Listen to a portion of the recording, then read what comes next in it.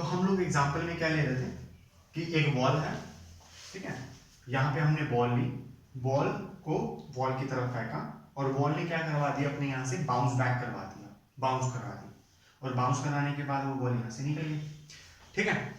अब इसको ऐसे ही फेंकना सर टेढ़ा, कैसे भी फेंक लो यार, वो कोई बात नहीं है। टेढ़ा फेंकने के पीछे एक रीजन था, आगे जाके बताऊंगा, और वैसे आप लोगों को पता भी होगा मैंने ऐसा किया क्यों है। रिफ्लेक्शन का लॉ है एक्चुअली, ठीक है। इतनी बात समझ आई? तो एग्जांपल अपने को समझ आया। किसका एग्जांपल समझाया मैंने? रिफ्लेक्शन का एग्जांपल समझाया अभी, ल्यूमिनस नॉन ल्यूमिनस के एग्जांपल नहीं बताया। हम लोग पहले बात कर चुके नॉन ल्यूमिनस के एग्जांपल की। क्या थे नॉन ल्यूमिनस के एग्जांपल? ये पेन हो गया, मैं खुद हो गया, ये बॉल हो गया, वॉल हो गया, आप खुद हो गए, जितने नॉन लिविंग थिंग्स हैं, ठीक है। और ये नहीं कहना कि हाँ नॉन लिविंग थिंग्स ही ऐसी होती हैं, कहीं लिविंग थिंग्स भी ऐसी हैं जैसे हम लोग हैं, तो इसके अंदर लिविंग और नॉन लिविंग की कोई बात वैसे करने की जरूरत है ही नहीं। मतलब कि जो अपने अंदर से लाइट नहीं निकाल रहा वो कौन है? नॉन लिविंग सब्जेक्ट्स हैं। क्लियर है ये वाली बात? डन हो गया? रिफ्लेक्शन समझ आई?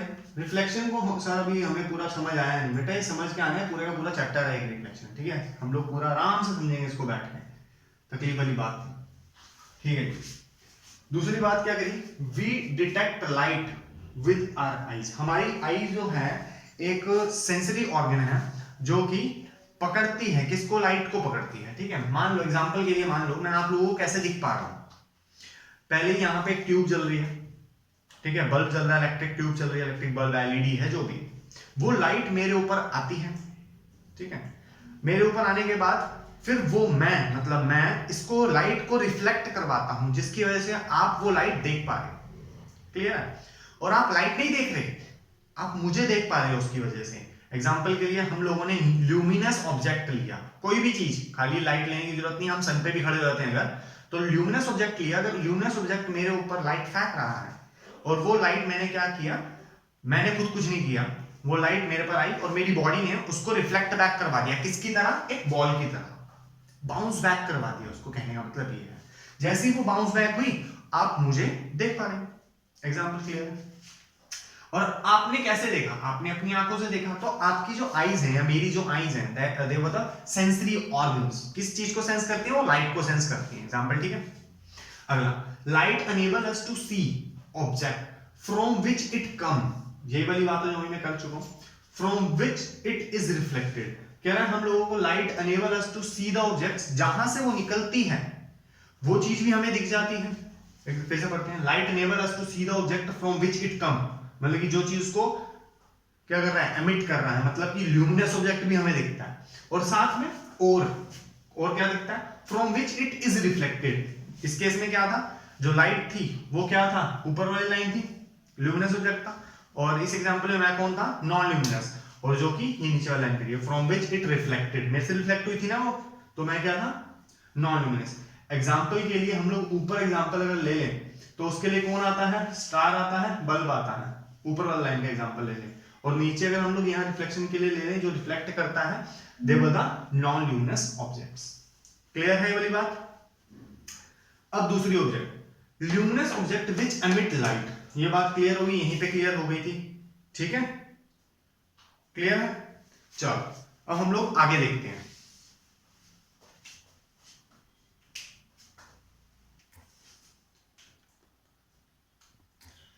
अब हम लोग अगला जो टॉपिक हमारे पास है that is nature of light, ठीक है, जो कि हमने 8th क्लास में नहीं पढ़ा था, ठीक है ये भी बेसिक, कोई नई चीज, ऑब्वियसली नई चीज आप लोगों को। नेचर ऑफ लाइट मतलब कि लाइट किस नेचर की होती है। जैसे हम लोगों ने साउंड के बारे में पढ़ा था 8th क्लास में, यस, कि जो साउंड है वो वेव के थ्रू ट्रेवल करता है। दो वेव्स थी उसके अंदर, transverse wave and longitudinal waves, ठीक है, उसके अंदर वो सब कुछ था। अब इसके अंदर क्या है, इसकी भी नेचर है लाइट की, ठीक है। एक थ्योरी कहती है जो लाइट है वो ट्रेवल करती है वेव के थ्रू, ठीक है जी। एक थ्योरी कहती है कि जो लाइट है वो ट्रेवल करती है पार्टिकल के थ्रू।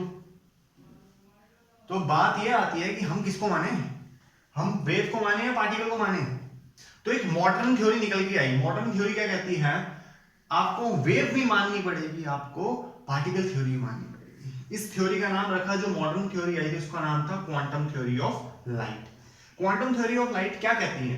कहती है light exhibit the properties of both wave and the particle. कह रहे इस थ्योरी के अंदर, जैसे हम लोग बोलते हैं light has a dual nature, ठीक है, ऑब्वियसली दोनों नेचर वो अपना फुलफिल करती है, इसलिए हमने उसका नाम रखा क्वांटम थ्योरी। वो क्या कहता है, इसके दोनों ही थ्योरी को आप मानोगे तभी लाइट को अच्छे तरीके से पढ़ पाओगे। ऐसा क्यों, एक एक करके समझते हैं, फिर समझ आएगा ऐसा क्यों। ठीक है, पहला हमारे पास आता है वेव थ्योरी। वेव थ्योरी के अंदर क्या कहता है कि लाइट कंसिस्ट ऑफ, ये समझना आराम से, इलेक्ट्रोमैग्नेटिक वेव। ओहो सही, ये नई नई बातें आ रही हो, थोड़ी सी हैवी भी लग रही है।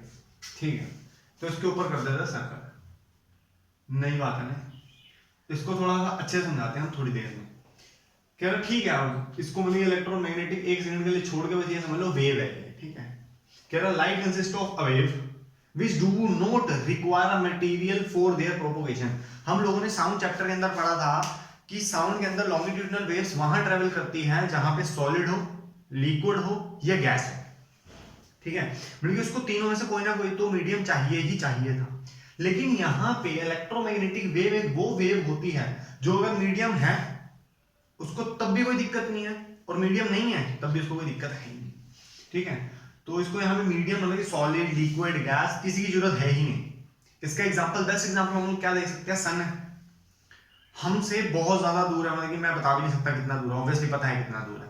ठीक है, मतलब कि मिलियंस बिलियंस ऑफ किलोमीटर हमसे अवे है, और बीच में तो भैया ना ही कोई एटमॉस्फेयर है, और एटमॉस्फेयर अपना कहाँ से शुरू होता है, जहाँ पे हमारा अर्थ का जो आउटर मोस्ट लेयर है वहां पे एटमॉस्फेयर शुरू होता है। तो बहुत ज्यादा पास थोड़ा है हम लोग उसके, बहुत ज्यादा दूर है, तो उसका भी एटमॉस्फेयर कुछ लिमिटेड सरफेस एरिया तक है, हमारा भी कुछ लिमिटेड सरफेस एरिया, और बीच में क्या है, बीच में वैक्यूम।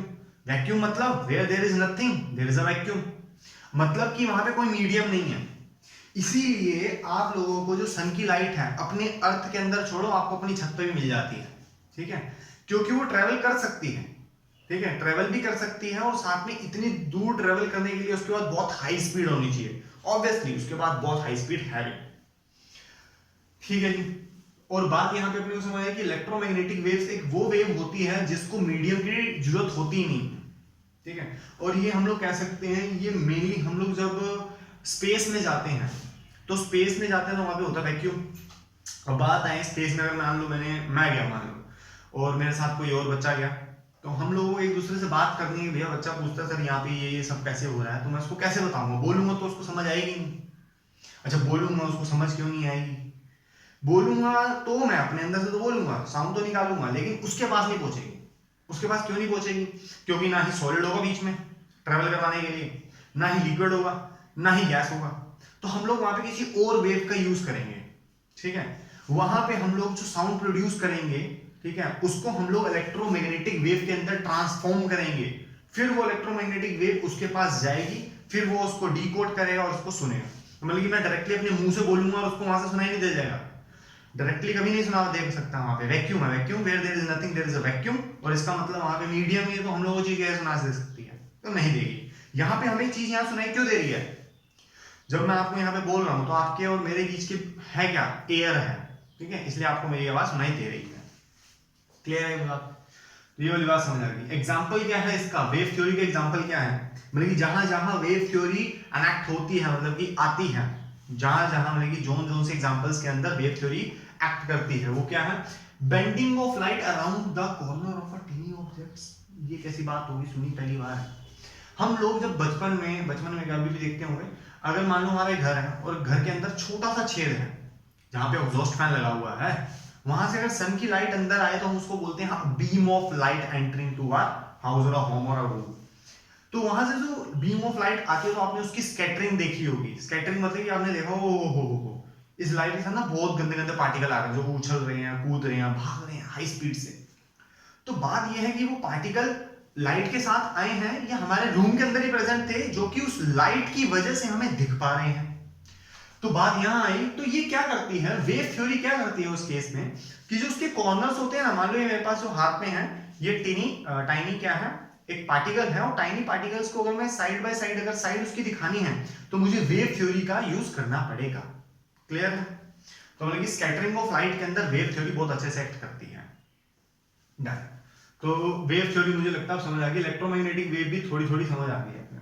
बाकी इलेक्ट्रोमैग्नेटिक वेव के ऊपर हमारा पूरा एक चैप्टर है, फिजिक्स में ही चैप्टर है, फर्स्ट टर्म में आप लोग पहले पढ़ के आए होंगे, जिसने नहीं पढ़ा भी पढ़ लोगे। ठीक है, पार्टिकल थ्योरी। नेक्स्ट हमारे पास जो टॉपिक में है वो that is particle theory. Wave theory समझ आ गई, then we have particle theory. Particle theory से हम लोगों को 9th क्लास का फर्स्ट चैप्टर याद आता है, particle is matter around us. ठीक है, उसके अंदर कहते हैं मैटर अराउंड अस के अंदर सबसे बात शुरू हुई थी पार्टिकल में, खत्म भी हुई थी पार्टिकल में। तो पार्टिकल हम लोगों ने वहां पे क्या पढ़ा था? पार्टिकल पढ़ा था हम लोगों ने, कोई भी चीज है that is made up of particle. ठीक है, मतलब कि सबसे छोटी चीज उसकी क्या है? पार्टिकल है। अगर मैं वाटर की बात करूं, वाटर किससे बना हुआ है? वाटर के पार्टिकल से। अगर मैं बोलूं ये बोर्ड किससे बना हुआ है? ऑब्वियसली अगर ये प्लास्टिक है तो ये प्लास्टिक के पार्टिकल से बना है, अगर वुड का है तो वुड के पार्टिकल से। अगर ये पेन की बात की जाए, मार्कर की बात की जाए, अगर बाहर की सरफेस की बात करूं मैं तो ये किससे बना हुआ है? प्लास्टिक से। तो हम लोग क्या बोलेंगे, कौन से पार्टिकल से बना हुआ है? प्लास्टिक के पार्टिकल से बना हुआ है। नाउ पार्टिकल थ्योरी किसकी पढ़ रहे हैं? लाइट की पढ़ रहे हैं, तो मतलब कि उसके अंदर लाइट के पार्टिकल होंगे। सुनते हुए अजीब लग रहा है कि लाइट के भी कई पार्टिकल होते हैं, कभी कैसी बात कर रहे हो? हाँ, लाइट के भी पार्टिकल होते हैं और उसको हम लोग बोलते हैं, उसका नाम होता है पार्टिकल का फोटोन। ठीक है, फोटोन लाइट का पार्टिकल है। अब बात यह है कि ये क्या हिसाब किताब है, जरा पढ़ाओ। Light is composed of particle. जब हमने बोल दिया कि लाइट जो है पार्टिकल से बनी है, तो वही बात कह रहा है, light is composed of particle, बनी है which travel in a straight line, जो कि एकदम सीधा चलते हैं। अच्छा, ये कैसे समझ आएगा स्ट्रेट लाइन वाली बात? आओ, स्ट्रेट लाइन को समझने के लिए हम लोग क्या करते हैं, एक अपना टॉर्च ले लो। टॉर्च को जब आप मारोगे तो टॉर्च कहाँ जाती है? फैलती फैलती जाती है? नहीं ना, कैसे जाती है? एकदम स्ट्रेट जाती है। कभी टॉर्च को सामने मारोगे तो पीछे का दिखा? कभी नहीं दिखता ना। क्यों नहीं दिखता? क्योंकि जो टॉर्च की जो लाइट है, टॉर्च की लाइट नहीं, सारी लाइट जो होती है कैसे ट्रेवल करती है? एकदम स्ट्रेट। ठीक है, तो हम लोग उसको बोलते हैं which travel in a straight line. जो पार्टिकल थ्योरी के अंदर जो लाइट ट्रेवल करता है वो किस ट्रेवल करता है? स्ट्रेट लाइन में। अच्छा, वेव थ्योरी में तो थोड़ा स्ट्रेट ट्रेवल करेगा, क्योंकि वेव में तो ऐसे ऐसे जाएगा ना, वेव बन के जाएगा। यहाँ पे कैसे ट्रेवल करेगा? स्ट्रेट लाइन में। स्ट्रेट की जगह हम लोग यहाँ पे एक और वर्ड यूज कर सकते थे, that is rectilinear motion. Rectilinear motion का मतलब है एकदम स्ट्रेट मोशन करना, एकदम स्ट्रेट चलना। 9th क्लास में पढ़ा था हमने। At a very high speed, सही भाई, बड़ी तेजी से भाग रहा है, हाई स्पीड। मैंने बताया ना, जब हम लोग सन की मतलब की जो लाइट है उसको देख पा रहे हैं, तो इसका मतलब हम लोग बहुत, जो लाइट हमारे पास आ रही है वो बहुत स्पीड से आ रही है, तभी तो हम उसको देख पा रहे हैं। ठीक है, तो इसका एग्जांपल क्या है? जब कोई चीज रिफ्लेक्शन करती है, मान लो मैं यहाँ खड़ा हूँ, लाइट मेरे ऊपर आई, मैंने उसको बाउंस बैक करवा दिया आपके पास, तो मैंने अल्टीमेटली क्या किया इस लाइट के साथ? रिफ्लेक्शन करी ना, बाउंसिंग बैक करी। तो इस केस में जो ये लाइट है वो कौन सी थ्योरी दिखा रही है मुझे? पार्टिकल थ्योरी दिखा रही है। Next we have refraction. ओहो सर, आपने रिफ्रैक्शन पढ़ाई नहीं? पढ़ लो, वर्ड देख लो, पूरे चैप्टर में हमारे पास ये न्यू एक चैप्टर आएगा। रिफ्लेक्शन एक चैप्टर है लाइट के अंदर, एक रिफ्लेक्शन, और then we have refraction. Shadow तो हम लोगों ने थोड़ा बहुत पढ़ लिया था, 8th में पढ़ लिया था। नाउ शैडो होती क्या है? परछाई। ठीक है, अब परछाई भी तब बनती है जब हमारे पास जो लाइट आई है वो पार्टिकल थ्योरी की वजह से आई है, मतलब कि पार्टिकल थ्योरी से आई है। क्लियर है बात? अब समझ आई, दो थ्योरी समझ आई। और जब ये दो थ्योरी बनती हैं, कभी ये थोड़ा देखेगी लाइट की किस थ्योरी से आई है। मैं अब क्या दिखाऊं? मान लो अगर लाइट आई हमारे पास, खाली वेव थ्योरी से आई है, तो रिफ्लेक्शन, रिफ्रैक्शन और शैडो तो कराएगी नहीं। ऐसा होता कभी नहीं होता। तो लाइट कॉम्बिनेशन में चलती है, क्वांटम थ्योरी फॉलो करती है, मतलब कि इन दोनों के कॉम्बिनेशन की थ्योरी फॉलो करती है वो। क्लियर है? इतना समझ आ गया अपने को? डन हो गया? चलो अब दूसरा टॉपिक पढ़ते हैं। ठीक है, चलो आ जाओ।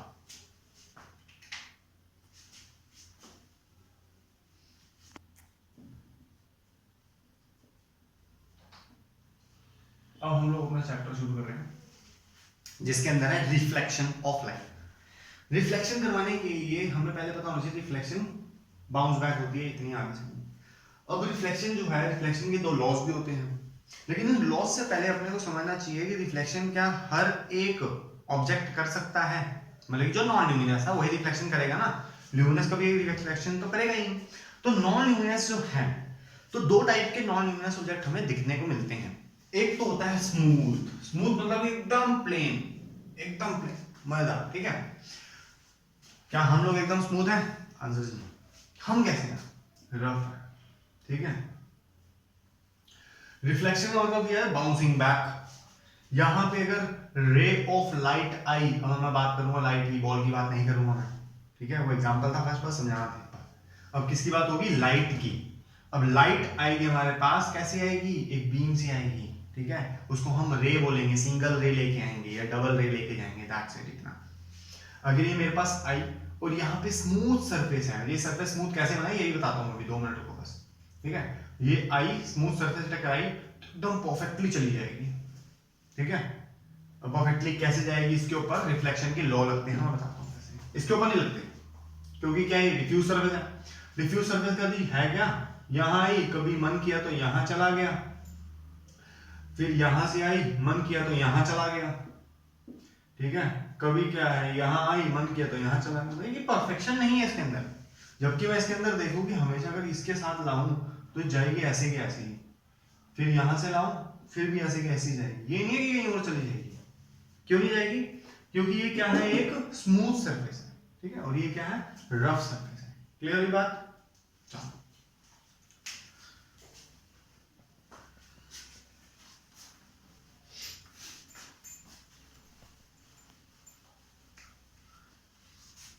चलो एक बार देखते हैं रिफ्लेक्शन। रिफ्लेक्शन सबसे अच्छी किस तरीके से होती है, मतलब कि हम लोग सबसे ज्यादा बेटर रिफ्लेक्शन करना चाहें, जो बचपन में हम लोगों ने बहुत सारे खेल खेले हैं कि कभी कभी शीशा लेके सनलाइट के सामने चले जाते हैं और उसके बाद रिफ्लेक्ट करते हैं, बहुत प्यारे तरीके से रिफ्लेक्शन आती है, बहुत अच्छी रिफ्लेक्शन होती है। या कभी आपने देखा हो कि हमने घड़ी पहनी हो और घड़ी के ऊपर लाइट डल रही हो तो वो इधर उधर जाती है, वो भी बहुत अच्छी और दूर तक जाती है उसकी रिफ्लेक्शन। तो इसका मतलब हम लोग मेन बात कर रहे हैं सर मिरर की, ठीक है, यस मिरर की। जो मिरर होता है ना जी, वो बहुत ज्यादा स्मूथ, या कह सकते हैं स्मूथ ही सरफेस होता है, मिरर ही स्मूथ सरफेस है। अब बात ये है कि सर मिरर बनता कैसे है, आप तो उठा के ले आए मार्केट से मिरर, लेकिन मिरर बनता कैसे है। हम लोगों ने ग्लास देखा है, ग्लास, खिड़कियों में मिरर नहीं लगवाते हम लोग, ग्लास लगवाते हैं। अब ग्लास को उतार के उसके पीछे एक बार सिल्वर पेंट कर दो, ठीक है, और उसके बाद उसके ऊपर कोई भी डार्क कलर कर दो। वैसे बुक में तो लिखा है ब्लैक करना है, ब्राउन करना है या रेड करना है, मैं कह रहा हूं कोई भी डार्क कलर कर दो, इसके अलावा डार्क होता भी क्या है, डार्क कलर कर दो। तो होगा क्या, मान लें इसके पीछे यहाँ पे सिल्वर कलर कर दिया, ठीक है, और उसके बाद कोई और बढ़िया सा कलर मार दिया ब्लैक कलर का या कोई भी, ठीक है, और उसके बाद उसको कहीं टांग दिया। पहले तो इसमें से क्या हो रहा था कि पहले ये था ट्रांसपेरेंट, ट्रांसपेरेंट मतलब कि यहाँ वाली चीज, उस साइड वाली चीज यहाँ मैं अपनी आंखों से देख सकता हूं, जबकि वो लाइट इसके अंदर से निकल के आएगी, ठीक है। ये क्या बन गया, कि अगर मैंने इसके पीछे सिल्वर पेंट कर दिया, ये बन गया ओपेक सब्सटेंस। मतलब कि मैं इसके इधर वाली चीज नहीं देख पाऊंगा, शीशे के पीछे जितना कबाड़ छुपाना छुपा लो, अपने को थोड़ा दिखेगा, अपने को क्या दिखेगा, खाली शीशे के सामने वाली चीज, जो शीशा है उसके इधर वाली चीज दिखेगी, पीछे वाली चीज नहीं दिखेगी। क्लियर है ये वाली बात, ये स्मूथ सरफेस है, ये रिफ्लेक्शन करता है, ये ओपेक सब्सटेंस है। आगे 3 बातें लिख लो आराम से, ठीक है। आओ अब इसके अंदर हम लोगों ने मिरर बनाना सीख लिया, आसान था। अब इसके अंदर देखना हमने लॉ ऑफ रिफ्लेक्शन।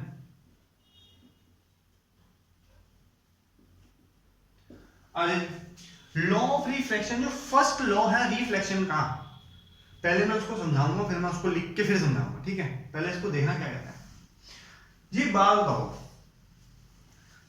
पहली रे जो आएगी ऐसे आएगी, क्लियर, जो पहली बार रे आई उसका नाम भी होगा रे का कोई, उस रे का नाम होगा, वो पहली बार आई है ना, इनिशियली आई है, सबसे पहली आई है, इनिशियली आई है, तो उसका नाम रहेगा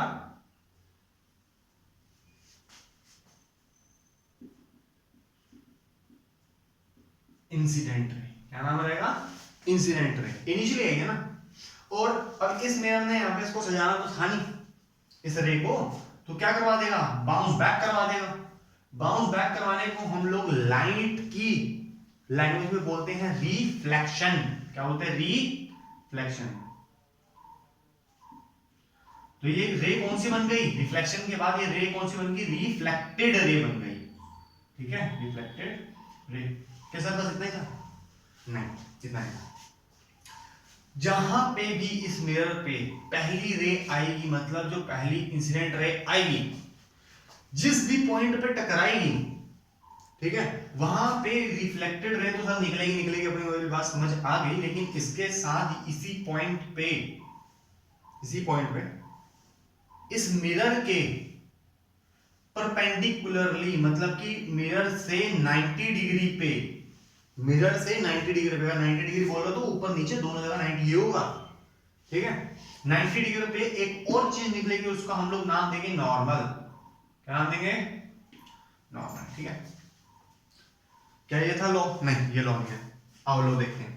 पहला लॉ कहता है द इंसिडेंट रे, ये वाली रे, द रिफ्लेक्टेड रे, this one, and the normal, ठीक है, ऑल, तीनों की तीनों, लाई, आती हैं, रहती हैं एक ही प्लेन पे।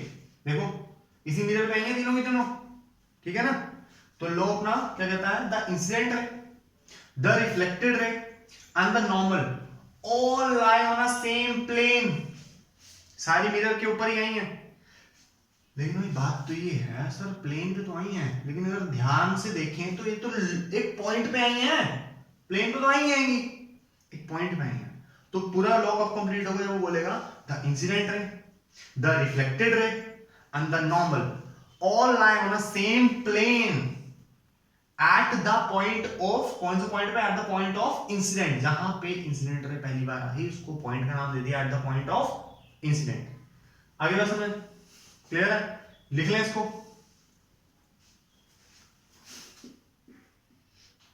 The incident ray, the reflected ray and the normal all lie on a same plane at the point of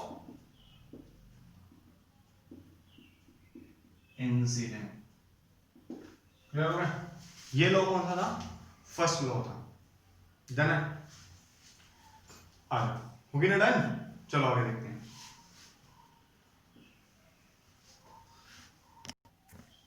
second law. अच्छा एक बात बताओ, ये इंसिडेंट रे है, ये नॉर्मल है, ठीक है। अब इन दोनों के बीच के अंदर बनेगा एक angle, angle between the incident रे एंड द नॉर्मल, उसे क्या बोलते हैं? एंगल ऑफ इंसिडेंट, उसको बोलते हैं एंगल ऑफ इंसिडेंट। दूसरा, ये है रिफ्लेक्टेड रे, ये है नॉर्मल, इन दोनों के बीच के अंदर जो एंगल होता है उसे बोलते हैं एंगल ऑफ रिफ्लेक्शन। हो गई बात ये भी समझ? सेकंड लॉ क्या होता है? कहता है रिफ्लेक्शन का लॉ, सेकंड लॉ क्या कहता है? कह रहा है the incident ray, the angle of incidence is equal to angle of reflection. Second law हो गया हमारा खत्म। लेकिन इसको एंगल कैसे बना वो देख लो फिर से। एंगल ऑफ इंसिडेंट कैसे, किसे बोलते हैं? एंगल ऑफ इंसिडेंट किसे कहते हैं? एंगल ऑफ इंसिडेंट कहते हैं the angle between incident ray and the normal. लिख देते हैं, the angle between incident ray and the normal. Clear है? और एंगल ऑफ रिफ्लेक्शन किसे बोलते हैं? It's the angle between reflected ray and the normal. Done हो गई बात? चलो